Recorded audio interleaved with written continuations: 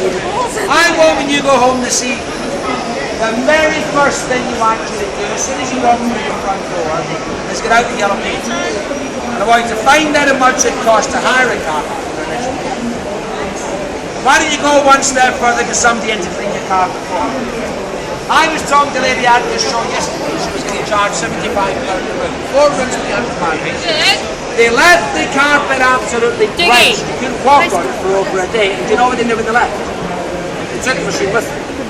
This you get to keep. We had one of Makes those. more sense.